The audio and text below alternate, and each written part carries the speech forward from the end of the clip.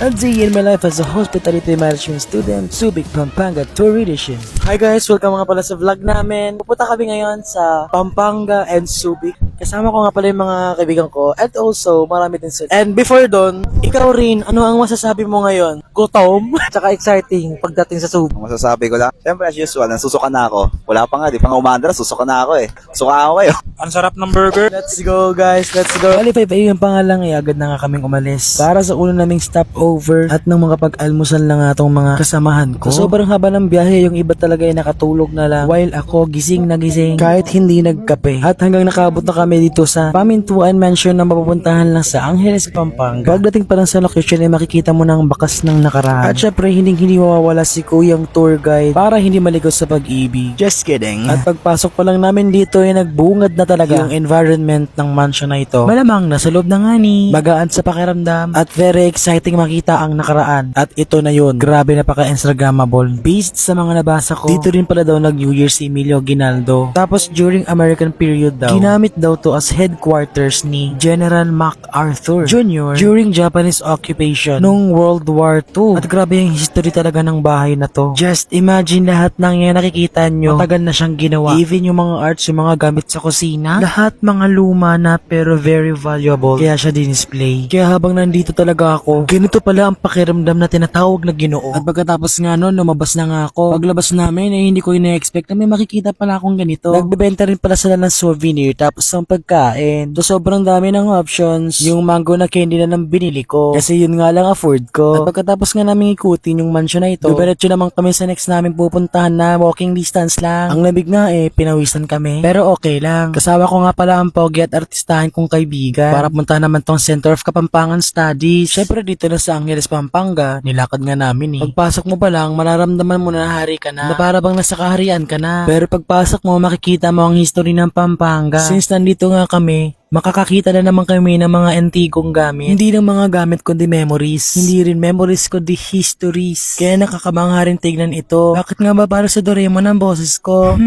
Anyways, yung mga pakahabang picture na yan, pala doon yung panorama shot. Like, diba, paano yun nagawa? Malamang may camera. Pero may nagsabi pa dito na nito daw yung mga works ni Rizal. Tapos yung mga gamit dito, napaka-antigo talaga. Like, pwede mo siya ibenta kay Boss Toyo kung pwede lang, pero exclusive lang talaga yun sa kanila. Pero pag akyat namin dito, ang dami namin nakitang mga mukha dito. I don't know if sculptured ba to, pero grabe napaka-talent din ng tao na yun ang gumawa. Tapos pagpunta namin sa loob, ang dami mga sketch dito, tapos mga antigo na namang gamit. Like kung isipin ng iba boring, pero nakakamangha talaga, promise. Kasi first time ko lang makakita ng ganito oh. Yung old TV, ganito pala kalaki yun sa personal. Tapos may mga oven toaster, mga sofa, mga upuan, mga sapatos, at marami pang iba. After na nag-proceed naman kami sa Pinatubo Museum, where we can see the history happened of the Mount Pinatubo. And here, there's a lot of an actual sample from the volcano. Also another art faces. And here you can see an actual a bow or a desk. All of these showcases from before and after Mount Pinatubo eruption. Pero note ha, nakakatroma yung nangyaring yun. And also after nun, bumalik na naman ulit kami sa bus at nakita ang napakagandang view ng bundok. Hanggang sa napuntahan namin ang simbahang ito. And guess what? Ito ang San Guillermo Parish Church ng Bacolor, Pampanga. Which is dito ginanap yung may bukas pa na gumaganap bilang Santino, which is ito yung location na to. And sabi daw nila dito, nung sumabog daw yung Mount Pinatubo, kumalat daw yung lahat. At itong simbahan na to, halos kalahati daw itong simbahan ang nalubog ng lahat. At kung mapapansin nyo, medyo mababa yung bubong. Kasi diba madalas sa simbahan mataas? Like this, mababa yung pintuan. Pero imagine this door, malaki-laki at mataas yan. Like diba? Pero ngayon is active pa naman din siya. Tapos nakita pa namin tong balon na ito. Tapos nilagyan na rin pala nila ng harang para walang ma-fall na tao dyan. Di tulad ng iba na hulog sa maling tao. And after naman nananghalian na nga kami sa Holidayland Only Buffet Restaurant, San Fernando, Pampanga. Very excited na yung mga kasamahan ko. Lalong-lalo na yan, no? Pero syempre, very excited kami para matikman ang pagkain ng Pampanga. Pagpasok mo pa lang, amoy mo na yung sari-saring amoy ng pagkain. Tapos dito, na ready na. Kumuha na kami ng plates. Tapos ayun, kuha na kami ng pagkain. Ng ulam, lahat pwedeng kainin, ubusin. Lamon ng lamon para mamaya sa CR na ang takbo. Syempre, sobrang saya namin dahil after namin makakita ng mga antigong gamit sa mga museum, grabe, sobrang worth it dahil pumunta na nga kami sa aming next destination, which is sa hotel, para pag tinawag nga ng kalikasan, doon na lang ilalabas. So yun lang.